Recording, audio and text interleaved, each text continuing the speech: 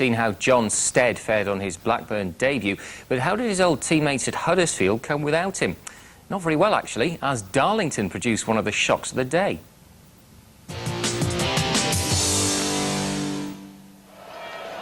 It's getting better for Darlington's beleaguered fans, on the field at least. And at the 15th time of asking, they picked up their first away win of the season. Neil Wainwright's tumble earned his side a penalty on 21 minutes to allow Ian Clark to give them the lead. Mark Convery had a great chance to increase the cushion before the interval. He beat the keeper, but he beat the far post as well. Now, how about this for goal of the day? Neil Maddison from distance. Well, maybe not, but they all count. Southend also won yesterday, so Darlington remain in the bottom two. But all of a sudden, the once improbable now looks achievable.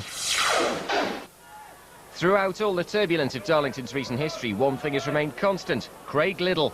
He's been the Quakers' heartbeat for years now, and although defending's more his thing, he always gets his fair share of goals. None of them have been like this, though.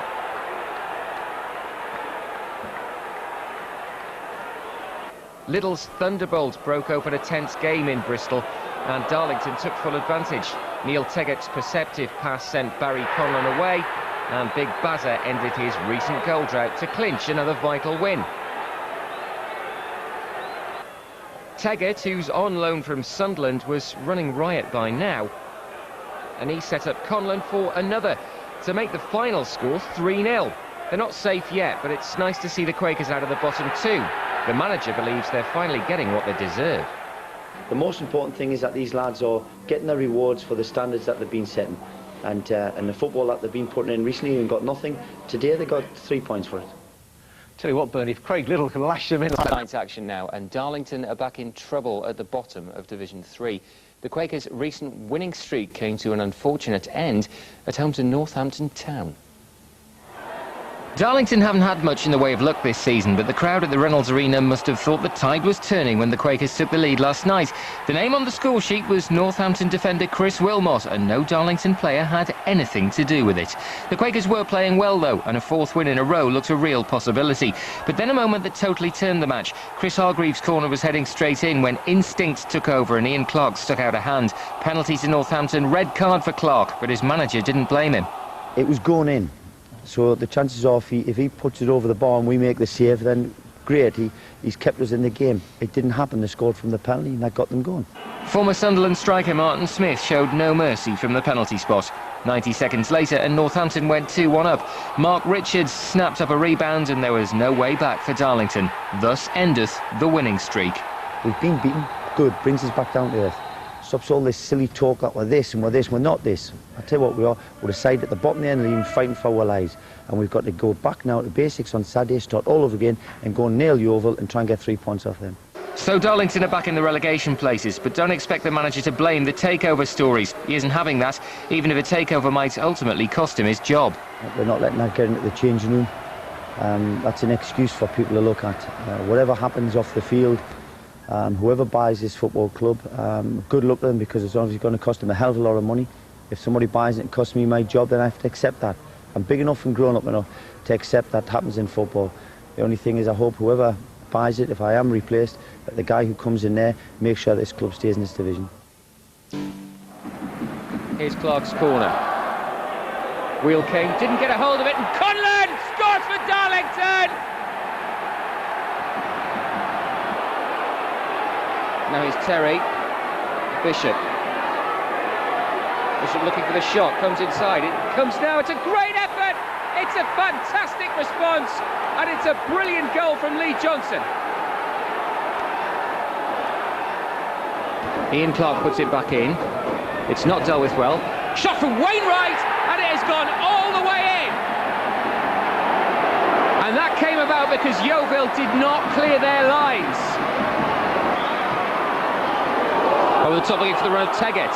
Now Teggart's got away from his man and he was brought down, and the referee's gone straight for his pocket, and this could be interesting. Paul Terry is sent off.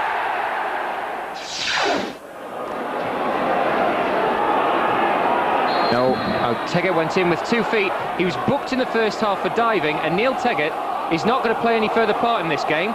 It is his second yellow card of the day, and Neil Teggart is sent off, and it's 10 aside. He's got one man to beat, one man in the middle. Wainwright steps inside. Neil Wainwright, 3-1 Darlington. Magnificently finished, and that could be game, set and match for the Quakers. Johnson again. Now he gets the shot. It's a decent shot and it strikes the crossbar. El Colty with the rebound. It's played in. It's an own goal.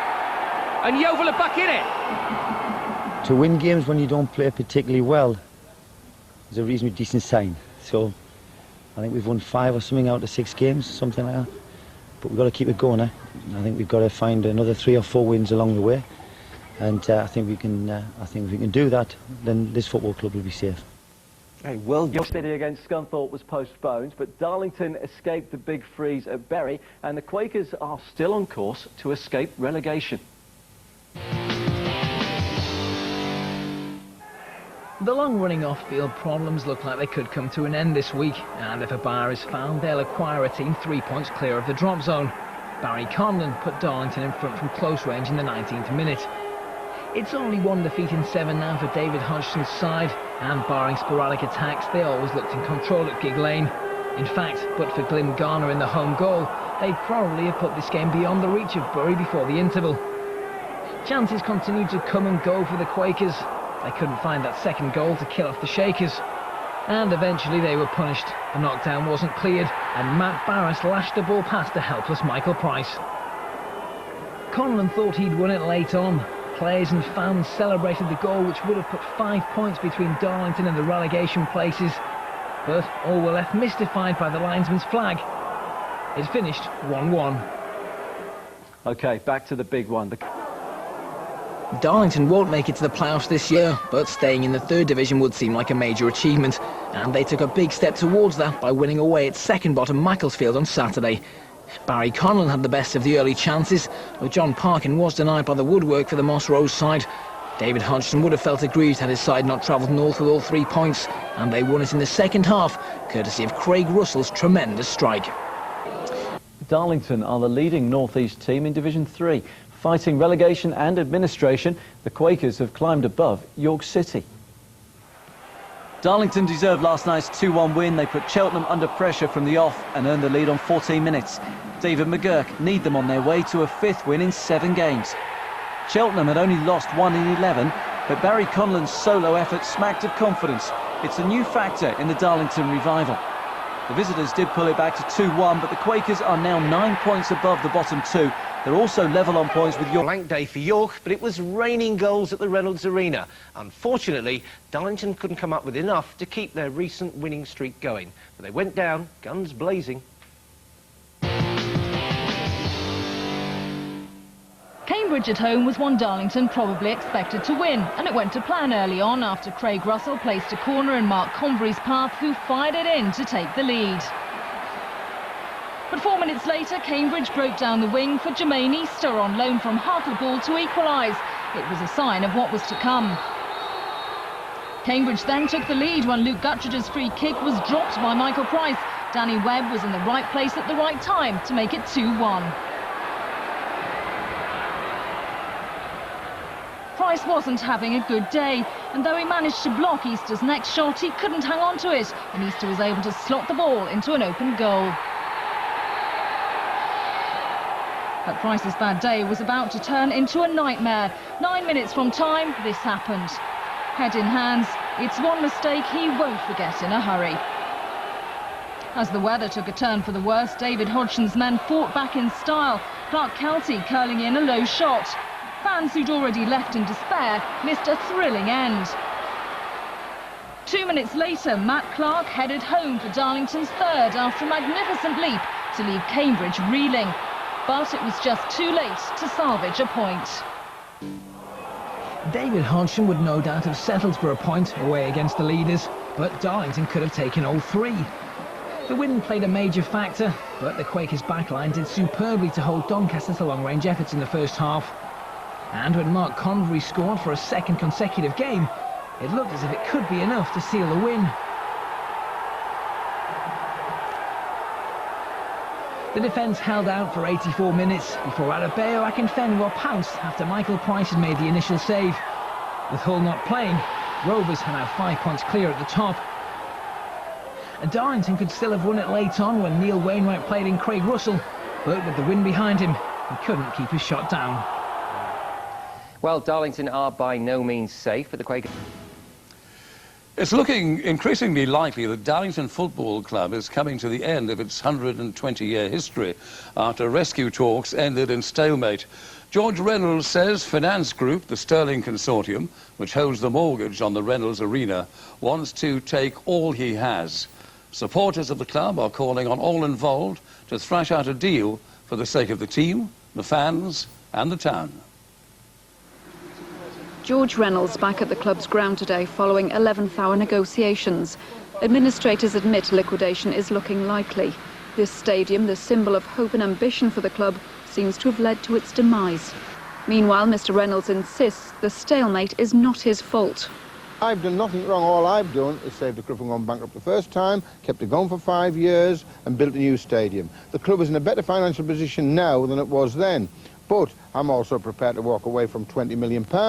I'm also prepared to waive any right to any money. And they want all that plus on top. It's not acceptable.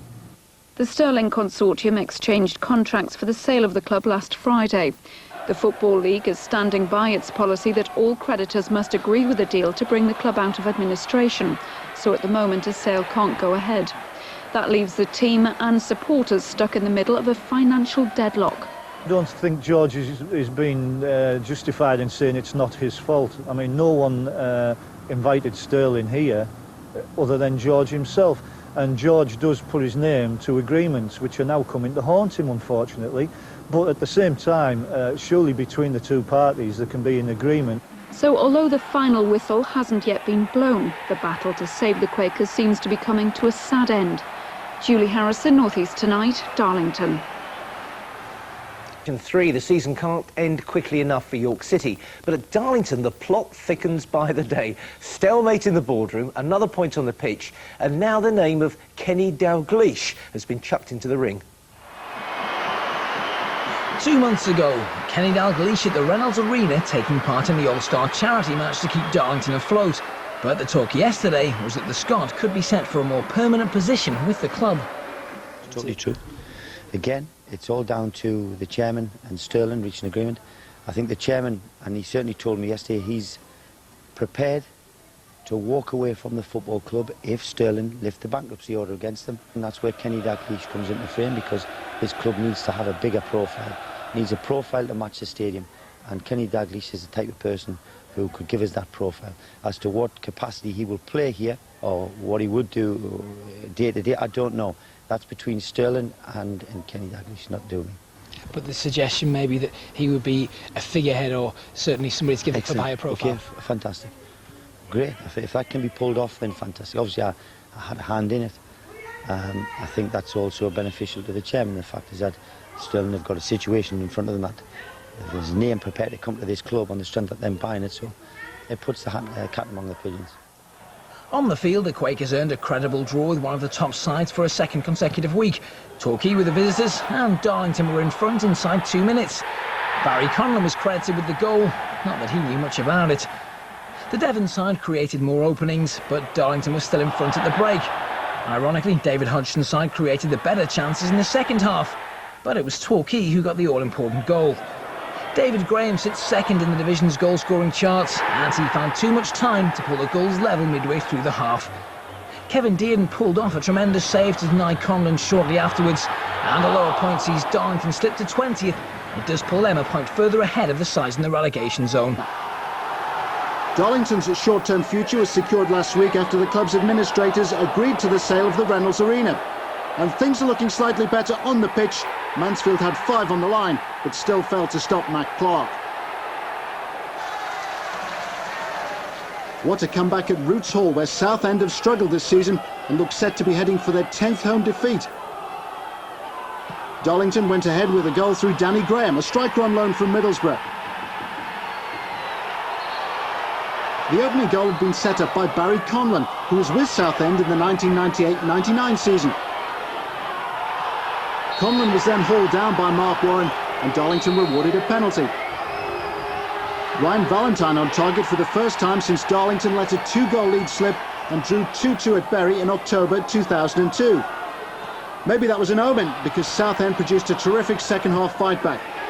Mark Bentley pulled a goal back immediately after half-time. Southend equalised when Drew Broughton was fouled by Jonathan Hutchison. Hutchison was sent off, and Leon Constantine just about managed to squeeze home the penalty.